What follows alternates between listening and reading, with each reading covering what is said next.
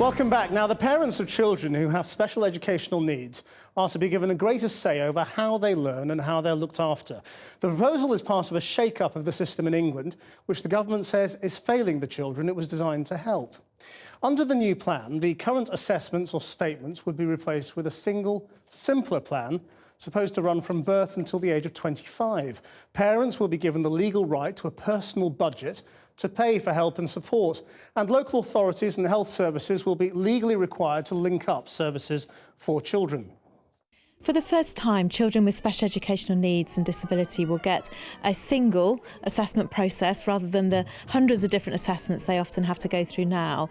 And we'll come up with one plan, the Education, Health and Care Plan, that will join together education, health and social care, make clear who's going to pay for those services.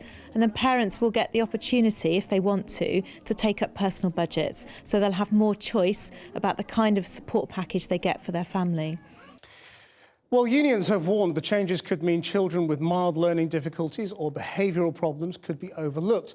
Joining me now is Sophie Walker, whose daughter Grace has Asperger's syndrome, but is still fighting for a statement of special educational needs, and by Jonathan Bartley, who confronted David Cameron famously during the general election campaign over Conservative policies, which he said would increase the segregation of children with special needs in the education system. It's our local school. We had to struggle for 2 years. In the end, the Secretary of State had to intervene to pay money for adaptation to school. No, it shouldn't. Jonathan, would you still attack David Cameron for what he's done today? I think I'd say it more forcefully. We know many parents locally who have been excluded either overtly from their schools or covertly, with the head teacher just taking them aside and saying, look, your child really isn't suitable for this school, we think you should find somewhere else. It's getting harder, the message has come down clearly from the top. Inclusion is becoming a dirty word in cuts to local authorities, the inclusion jobs are going, and there's less power in the hands of parents than ever before to have children in mainstream education. And that's been your own experience, is it? It's been our own experience and experience of many parents and children that we know in our local area. Well, what's happened with your son, Samuel? Oh, well, we've continued the battle. It's very complicated. But he's there, he's happy at the school. As any parent will tell you, the struggles continue. But the commitment has been made to include him there, and we've worked in a great partnership with the school. He's been wonderfully included, and we see some great examples of actually the school being transformed. On his first sports day, if I can just very quickly say, when he ran the 100 metres, he got kind of halfway down the track while all his friends had finished. And for the first time... Because he's in a wheelchair. He's in a powered wheelchair, and he was kind of slow, and it was a bit embarrassing. But everyone started to chant his name, and for the first time, it really became the taking part in the race, not the winning, that really did matter. We all tell our kids that, don't we, that it's the taking part that really matters. And you can see schools transformed by the inclusion of vulnerable children like Samuel. Sophie Walker, do you have any optimism that a new streamlined system that they're talking about would make your own experience easier? Well, I'm glad that they are looking at it. I think the current system is Kafkaesque, and it certainly needs to be improved. Well, what do you go through? Well, we waited 5 years to get a diagnosis of autism for my daughter. And 2 years after that diagnosis, we are still waiting for a statement of special educational needs. Because most people don't understand, what is controversial? If you've got autism, yes, then you have special needs. Yes. So why don't you get a statement? What's the argument that they give? The argument, well, this is the thing, there isn't a clear argument. It's all smoke and mirrors. You're basically told to apply for a statement, and it's very difficult to figure out what exactly it is you need to put in your application that will produce a yes.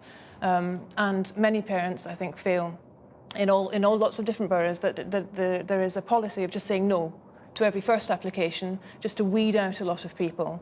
And then the really stubborn ones will come back for another go. But, the government, in fact, both parties in government say they've got great sympathy with the kinds of stories that both of you have had to go through, and that's why they're changing the system. So why are you still sceptical? Because if I may, my great concern is that in saying there are going to be far fewer children with special educational needs, the government is just making this system simpler for them, not for parents. And I'm particularly worried that there will be an impact. Or it might make it easier for a smaller group, well, but harder for those on the borderline. My concern is that it will become increasingly difficult for children like my daughter, children who have autism and Asperger's, which are notoriously difficult to spot, which take often a long time to diagnose and which are too often dismissed as children being naughty or disruptive, and that my experience will just be mirrored and become even worse for parents to follow me. Well, we were hoping to have Sarah Tether, the Minister, here tonight, but about half an hour before we came on air, we heard she wasn't going to be able to join us. I mean, what would you have said had she been here? Well, I take her up on the point that she says she wants parents to have choice, but you don't have choice as a parent unless you have a right to a local mainstream education, and that is not enshrined in British law. The last government opted out, this government continues the opt-out. We do not have the right, we just have a preference.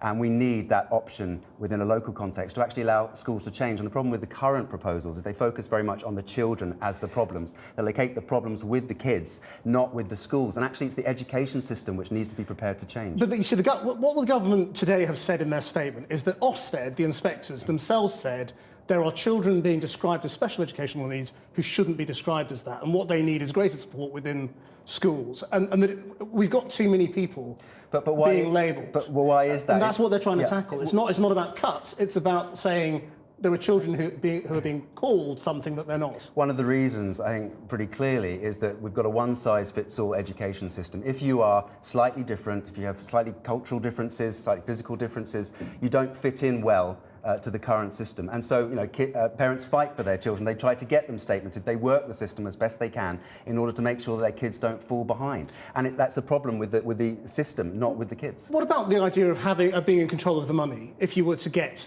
the right status? I mean, would you know what to do with it? Well, there's two issues to this. One is that I worry that this puts further pressure on parents many of whom are already dealing with very stressed and difficult children who are trying to hold down a job, who are trying to look after the demands of their other children, many of whom have already lost, for example, disability living allowance. It really piling the pressure on. Is that how you would feel, though, or are you imagining other parents? I have had, it's been traumatic. I mean, I have had a horrendous few years, and I think I would have found it very, very difficult if I then had to take on board this as well. However, the thing that's not addressed with the budget is what's in it. And the situation at the moment is that the resources are very scarce. There are not enough teachers, there are not enough support teachers, there is not enough training. And to me, this is the big thing that's not been answered as part of this reform. They may be being prepared to give us a budget, but if there's nothing in the budget, we're back at square one. Sophie Walker, Jonathan Bartley, thank you both very much indeed. John.